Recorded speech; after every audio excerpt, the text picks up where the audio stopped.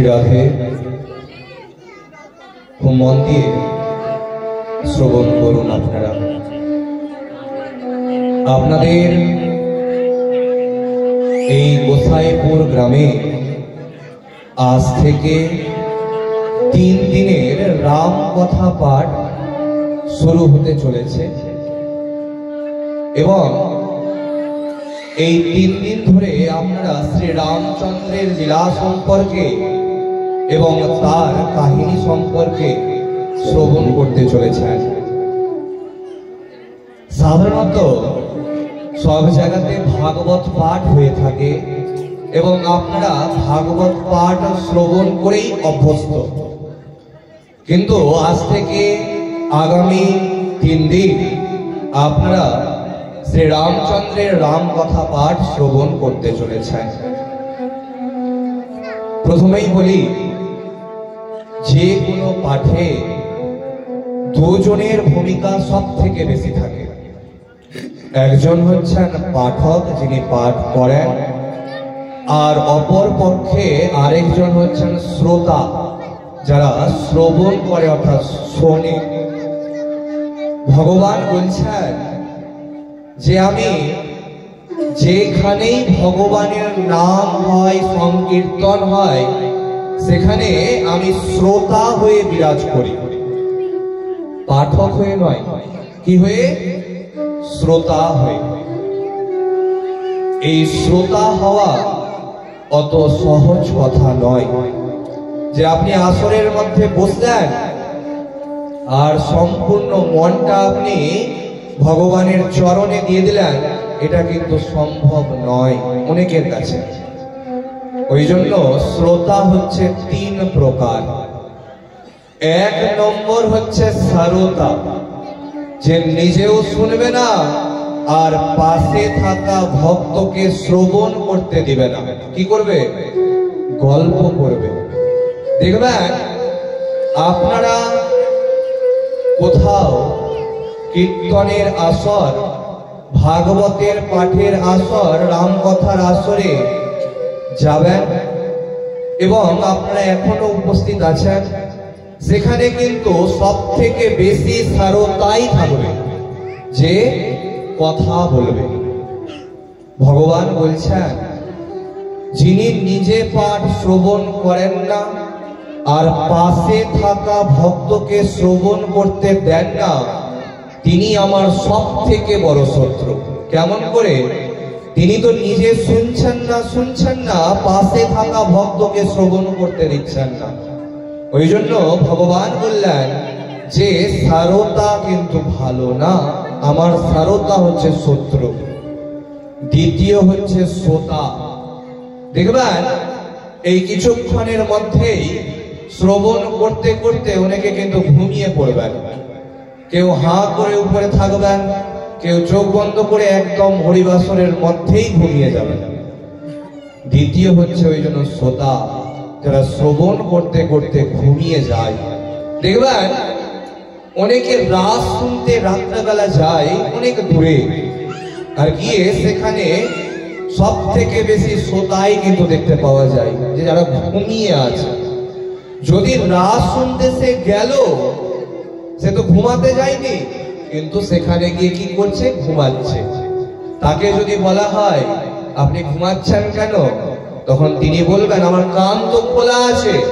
দেখেন আমাদের কানের মধ্যে কিন্তু কোনো পাতা নাই, যেমন করে আমাদের চোখের মধ্যে পাতা আছে, কানটা কিন্তু খোলা। এই কানটা কিন্তু ভগবান ওই জন্য 2টা দিয়েছে। কেন?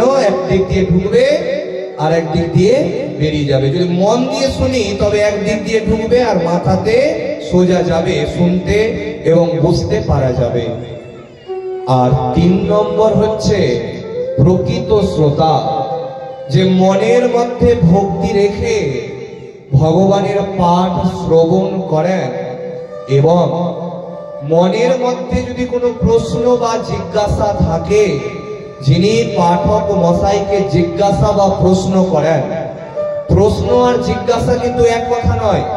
প্রশ্ন আলাদা জিনিস, জিজ্ঞাসা আলাদা জিনিস। দেখবেন গ্রামের মধ্যে কিছু মানুষ নিজেদেরকে অনেক বেশি পণ্ডিত মনে করে, যে তিনি যা জানেন আর হয়তো কেউ অন্যজন জানেন না, যাই গিয়ে একটু টেস্ট করে আসি, সে জানে কি জানে না। মানে কোনো প্রশ্নের উত্তর কারো জানা আছে, ওই অবস্থাতে যদি কাউকে কেউ প্রশ্ন করে সেটা হচ্ছে প্রশ্ন। মানে আমার কোনো কিছু উত্তর জানা আছে এবং আমি কাউকে জিজ্ঞাসা করছি, সেটা হলো প্রশ্ন। আর জিজ্ঞাসা কি? কোনো কিছুর উত্তর আমার জানা নাই, সেই অবস্থাতে যদি কাউকে জিজ্ঞাসা করা হয় তো সেটাকে বলা হয় জিজ্ঞাসা। তো এই প্রশ্নকর্তার থেকে জিজ্ঞাসাকর্তা কিন্তু উচ্চতম। কেন? জিজ্ঞাসাকে ভাঙতে গেলে, সংস্কৃতে ভাঙতে গেলে ব্যাকরণের দিক থেকে পাওয়া যায় জ্ঞাতুম ইচ্ছা, অর্থাৎ জানার ইচ্ছাকে জিজ্ঞাসা বলা হয়। আর যার ভিতরে জানার ইচ্ছা যত বেশি হবে তার জীবনে সে তত বেশি জ্ঞান লাভ করতে পারবে। কারণ আমরা জানি যে আমাদের যদি জ্ঞানের মধ্যে শরীর ভরে যায়, আর ভরে তখনই যখন অহংকার চলে আসে। তো সংস্কৃতে বলা হচ্ছে আগাধ জল সঞ্চারী রহিত না গ্লায়তে গণ্ডুসা জল মাত্রেনা সাফারি ফরফরায়তে। অর্থাৎ একটা গভীর জলে রুই মাছ থাকে, সে কিন্তু বেশি লাফালাফি করে না, কিন্তু দেখবেন গন্ডুস মানে হচ্ছে এক হাতের মধ্যে যতটুকু জল নেওয়া যায়। আমরা যখন সূর্য অর্ঘ্য দিই তখন যতটুকু জল নিই, সেইটুকু জলে যদি একটা পুঁটি মাছ, ছোট ছোট মাছগুলো হয় না, সেই পুঁটি মাছ যদি আমরা রেখে দিই, সেটা কি করবে? লাফাবে বেশি। ওই জন্য যার ভিতরে জ্ঞান যত কম সে লাফাবে তত বেশি, আর যার জ্ঞান যত বেশি সে কিন্তু লাফাবে তত কম। প্রেম সে বলিয়ে শ্যামর রামচন্দ্র জি কি জয়। তো আমরা শ্রবণ করলাম তিন ধরনের শ্রোতার কথা। আজকের এই পাঠে আপনারা শ্রোতা হবেন না শ্রোতা হবেন না প্রকৃত শ্রোতা হবেন, সেটা আপনাদের উপরেই ছেড়ে দিলাম। খুব মন দিয়ে শ্রবণ করুন। আপনারা শ্রবণ করতে চলেছেন শ্রী রামায়ণ কথা, রাম কথা। এই রাম কথা রচনা করেছেন মহর্ষি বাল্মীকি। খুব মন দিয়ে শ্রবণ করবেন। আমাদের যারা সংস্কৃত নিয়ে পড়াশোনা করেছে তারা শুধুমাত্র জানবে যে শ্লোক আর মন্ত্রের মধ্যে পার্থক্য কি। দেখবেন শ্লোকও কিন্তু সংস্কৃতে লেখা আর মন্ত্রও কিন্তু সংস্কৃতেই লেখা। পুজো যে হয় সেটা কিন্তু মন্ত্র দিয়ে হয়, আর আপনার বাড়িতে যে গীতা পাঠ, ভাগবত পাঠ, এমনকি শ্রী রাম কথা পাঠ হচ্ছে, সেটা কিন্তু শ্লোকে পাঠ হয়। দেখবেন অনেকে আসর থেকে বলে যে অমুক মন্ত্রটা, কিন্তু ভাগবতের মধ্যে, শ্রী রাম কথার মধ্যে কিন্তু মন্ত্র নাই। কি আছে? শ্লোক আছে। ও মন দিয়ে শুনবেন, এই মন্ত্র এবং শ্লোকের মধ্যে পার্থক্য।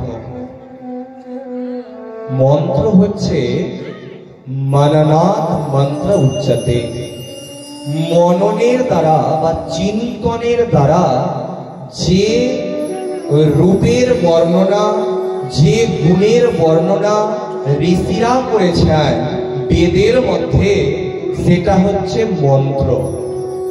বেদ কিন্তু কেউ রচনা করেননি, বেদ হচ্ছে অপৌরসেয়। বেদকে বিভাজন করেছেন বেদব্যাস ঋষি। আমরা যে ঋক, সাম, যজু, অথর্ব যে চারটা বেদ পাই, সেটাকে বিভাজন করেছেন বেদব্যাস ঋষি। ওই জন্য তার নাম হচ্ছে বেদব্যাস। বেদ ব্যাস মানে হচ্ছে বিভাজন করা। এটা হলো মন্ত্র। তবে শ্লোক কি? খুব মন দিয়ে শ্রবণ করবেন। চ্যবন মুনির একটা সন্তান ছিল, যার নাম ছিল রত্নাকর। এই রত্নাকর, তার পিতা তো মুনি, কিন্তু সন্তান হয়েছে খারাপ। তিনি সব সময় বনের মধ্যে গাছের আড়ালে বসে থাকতেন। কখন সাধু সন্ত ব্রাহ্মণ বৈষ্ণবগণ ভিক্ষা করে এই পথ দিয়ে যাবে, আর তাকে আমি কেমন করে হরণ করতে পারি বা ডাকাতি করতে পারি। সেই রত্নাকর একদিন প্রতিদিনের মতন গাছের আড়ালে লুকিয়ে আছেন। ভগবান তার দূত, তার শিষ্য নারদ মুনিকে সেখানে পাঠিয়েছেন। দেখবেন, লক্ষ্য করবেন, নারদ মুনি সবসময় কিন্তু ভগবানের নাম নেয়, নারায়ণ নারায়ণ করে। আপনারা যারা যারা সিরিয়াল দেখেন টিভিতে, দেখতে পাবেন একজন কিন্তু সব সময় ভগবানের নাম নেয়, নারদ, অর্থাৎ নারায়ণ। ভগবানের সব থেকে বড় শিষ্য নারদ মুনি। একবার এই নারদ মুনিরও কিন্তু নিজের প্রতি অহংকার হয়েছিল। কি নিয়ে? না, তার ভক্তি নিয়ে। দেখবেন এখনকার দিনে এমন নতুন অনেক ভক্ত দেখতে পাবেন, যারা দীক্ষা নিয়েছে সবে মাত্র 2 মাস থেকে 3 মাস হলো, কিন্তু সে নিজেকে দেখাবে আমার মতন ভক্ত আর এই গ্রামে, এই শহরে, এই জগতে আর কেউ নাই। একটা কথা আছে, অতি ভক্তি কিসের লক্ষণ? কথাটা হয়তো খারাপ লাগতে পারে। দেখবেন যে বেশি দেখাবে আমি সব থেকে বড় ভক্ত, তার মুখে নিন্দা চর্চাটা তত বেশি শুনতে পাবেন। কথাটা মিলিয়ে নেবেন। যে দেখাবে যে আমার থেকে বড় ভক্ত আর কেউ নাই, তার মুখে সব সময় লোকের নামে নিন্দা পাবেন। কিন্তু একটা কথা মাথায় রাখবেন, যে নিন্দা করে, ভাগবতে আপনারা সবাই শ্রবণ করেছেন ধুন্ধুলি দেবীর বৃত্তান্ত, ওই ধুন্ধুলি দেবীর মতন কিন্তু অবস্থা হয় যে লোকের নিন্দা করে। ভাগবতের যে মাহাত্ম্য কথা গোকর্ণ বৃত্তান্ত, সেখানে ধুন্ধুলির উপাখ্যান আপনারা শ্রবণ করেছেন। সেখানে যে ধুন্ধুলি দেবীর যেটা অবস্থা হয়েছিল, সেই রকমই অবস্থা হবে যে অতি নিন্দা করবে। ওই জন্য ভক্তি হবে অন্তর থেকে। ভক্তি কখনো বাইরে থেকে দেখানোর জিনিস নয়। আপনি তিলক করছেন, মালা করছেন, সেটা নিয়ে যদি আপনাকে কেউ কিছু বলে, সেটা কিন্তু ভক্তির মধ্যে পড়ে না। সেটা আপনার হিন্দুত্বের জন্য সেটা হচ্ছে অলংকার। যে আমি তুলসীর মালা ধারণ করেছি, আমি মাথাতে তিলক করেছি, এটা মানে আমি হিন্দু, আমাকে দেখে কেউ হিন্দু বলবে, এটা কিন্তু ভক্তির মধ্যে পড়ে না। আপনি নিজেকে যে হিন্দু বলে প্রচার করছেন, প্রমাণ করছেন, সেটা হচ্ছে আপনার বিষয়। দেখবেন এখনকার দিনে হিন্দুদের মাথার মধ্যে কিন্তু শিখা দেখতে পাওয়া যায় না, কিন্তু আগেকার দিনের মানুষদের কিন্তু সবার মাথাতে কিন্তু শিখা দেখতে অবশ্যই পাবেন।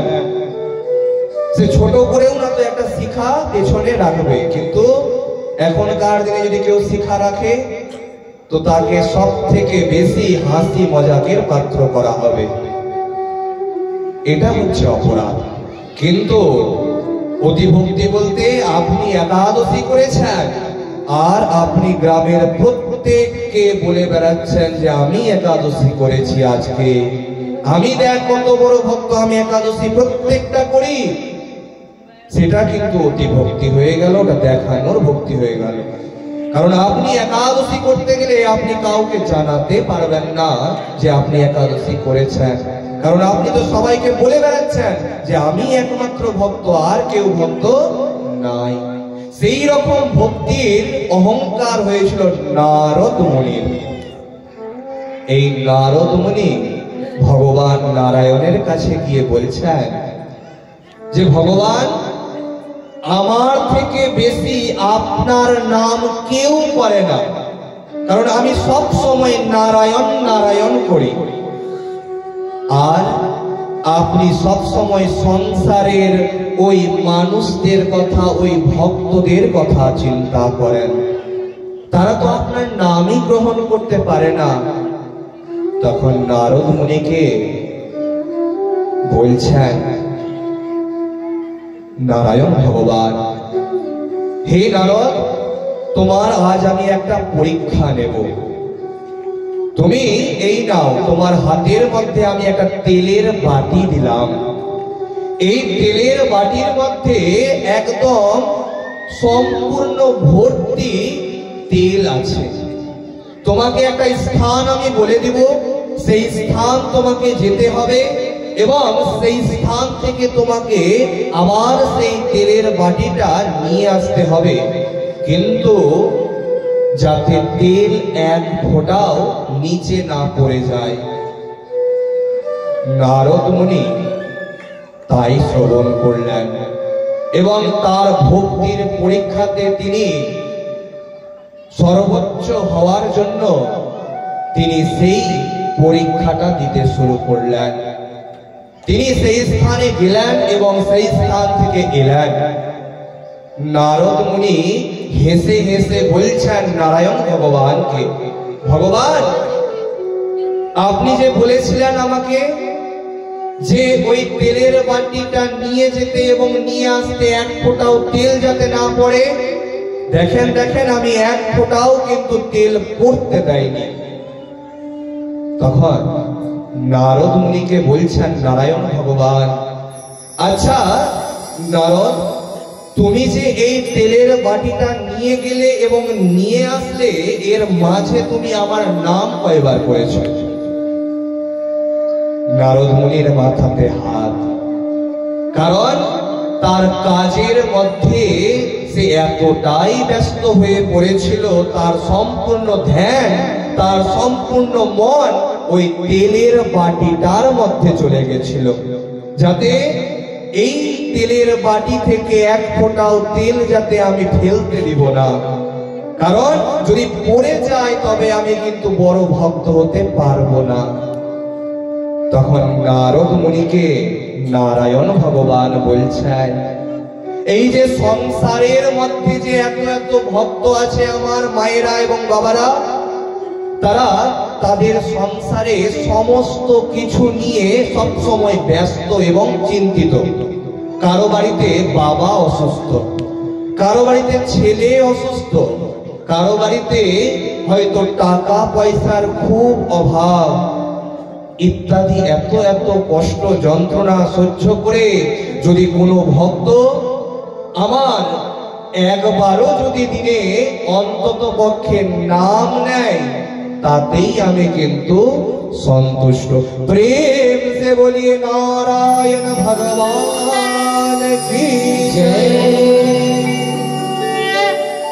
ওই জন্য নিয়ম হচ্ছে ঘুম থেকে ওঠার সময়, অর্থাৎ ঘুম থেকে উঠেই আপনাকে নিজের হাতকে দর্শন করতে হবে। ওই জন্য বলা হচ্ছে কারাগ্রে বসতে লক্ষ্মী, কর মধ্যে সরস্বতী, কর মূলে তু গোবিন্দঃ, প্রভাতে কর দর্শনম। আর বিছানা থেকে মাটিতে পা দেওয়ার আগে আগে ভূমি মাতাকে প্রণাম করতে হবে।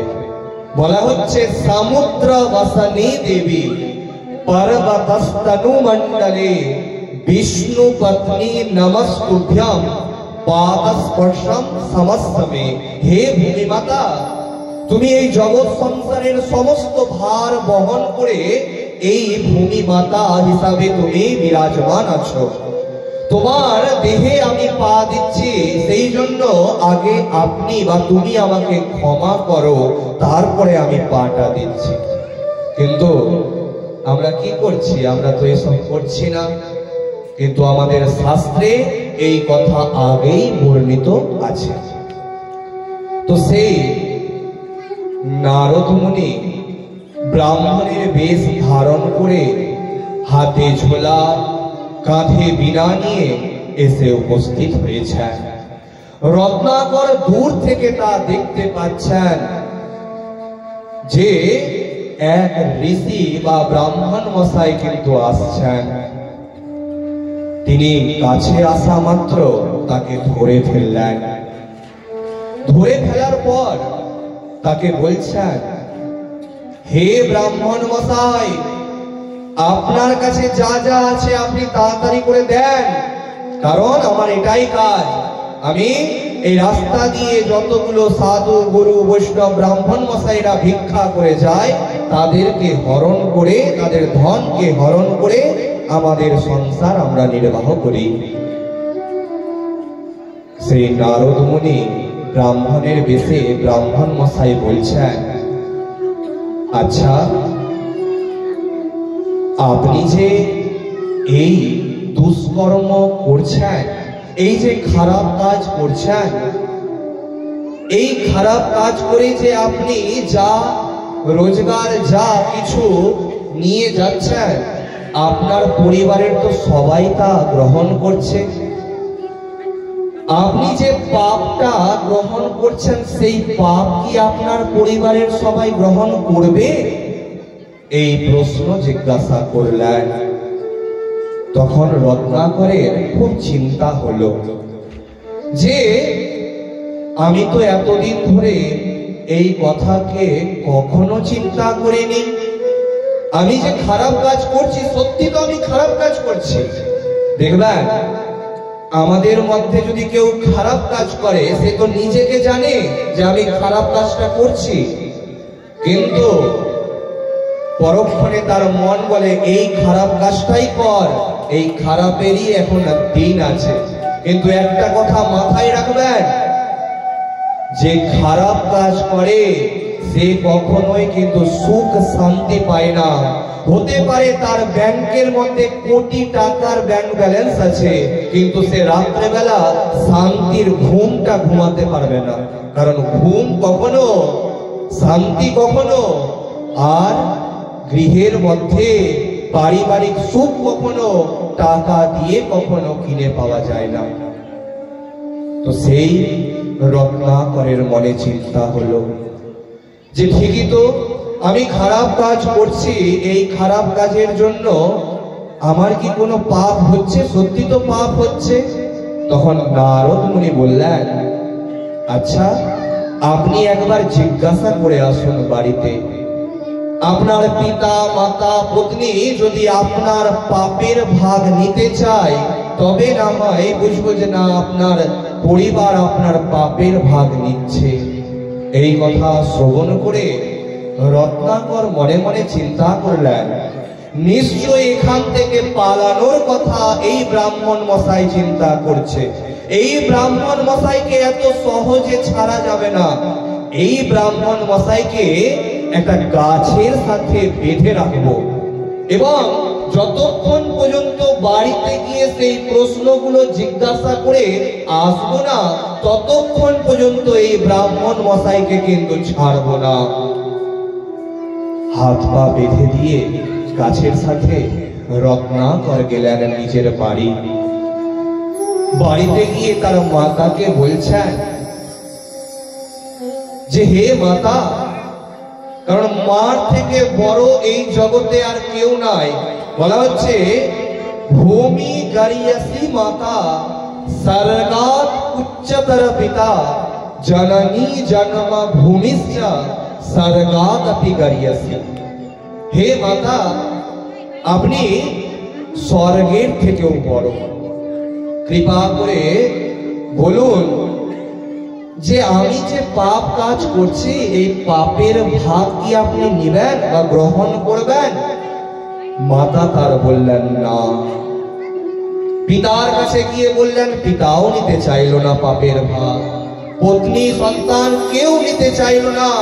তখন রত্নাকর কাঁদতে কাঁদতে দৌড়াতে দৌড়াতে সেই ব্রাহ্মণ মশাইয়ের কাছে এসে উপস্থিত হলেন। সেই ব্রাহ্মণ মশাইকে আগে হাত পা দড়িটা খুলে দিলেন, তারপর পা ধরে অনেক কাঁদতে শুরু করলেন এবং বললেন, আমার ভুল হয়েছে, আমার অনেক পাপ হয়েছে, আমার এই পাপ থেকে নিবৃত্তির উপায়টা একটু বলে দেন।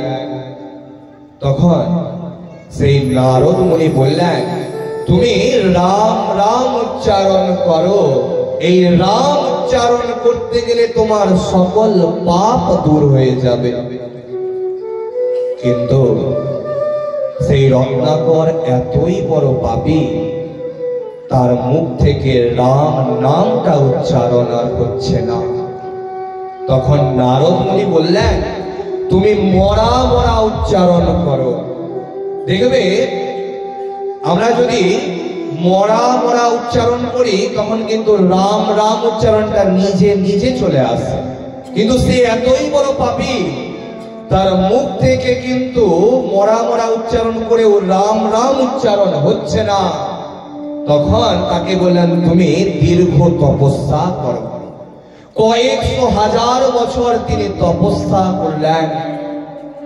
তার গায়ের মধ্যে বল্মিক নামক পোকা, যেটাকে আমরা বাংলাতে উই পোকা বলি, সেই উই পোকা তার গায়ের মধ্যে চামড়া ভেদ করে প্রবেশ করে করে গায়ের সমস্ত রক্ত তার শোষণ করে নিল এবং শুধু নর কঙ্কাল হয়ে শরীরটা এবং চামড়াটা নিয়ে সে তপস্যা করতে শুরু থাকলো। সেখানে তপস্যারত অবস্থাতে সেখানে ওই পোকার একটা ঢিবি বা পাহাড়ের মতন হয়ে গেল, যেটাকে বল্মিক পোকার ঢিবি বলা হচ্ছে। তার তপস্যা যখন সুসম্পন্ন হয়েছে, নারদ মুনি এসে উপস্থিত হয়েছে। রত্নাকর, ওঠো, তোমার তপস্যা সুসম্পন্ন হয়েছে।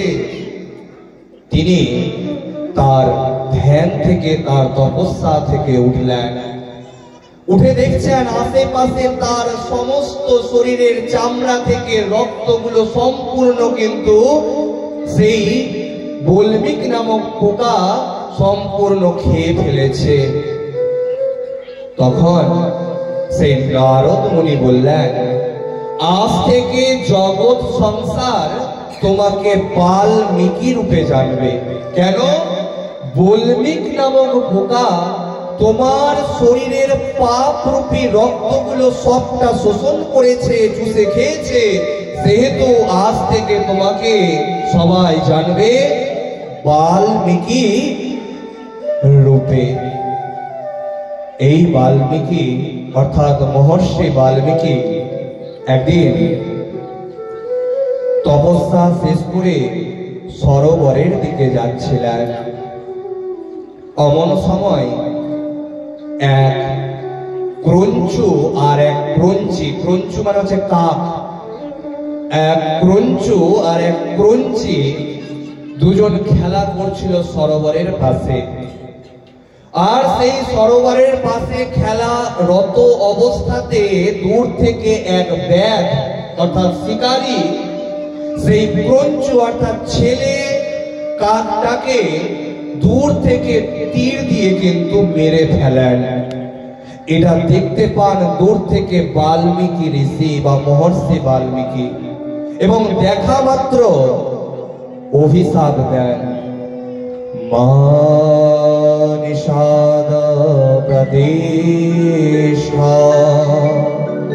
তমগম শাশ্বত সমাহ यज्ञो मिथुनादिकमवधि काममहिता।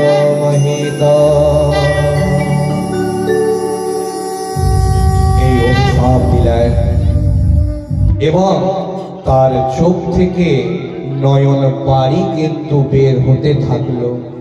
যে রত্নাকর এত এত ঋষি মুনি ব্রাহ্মণ বৈষ্ণবদের এত এত কষ্টের ভিক্ষার ঝুড়িগুলো হরণ করেছে, তার ভিতরে এত মায়া এত মমতা যে একটা পাখির মৃত্যু দেখে তার চোখ থেকে জল বার হওয়া শুরু করলো, এবং সেই দুঃখের মধ্যে সে এই অভিশাপ বাণী এই শ্লোকটা প্রথম বললেন। এটাই হচ্ছে পৃথিবীর জগতের সব থেকে আদি শ্লোক। এর থেকে আদি শ্লোক আর পৃথিবীর মধ্যে নাই। আর সেটা বললেন কে? মহর্ষি বাল্মীকি।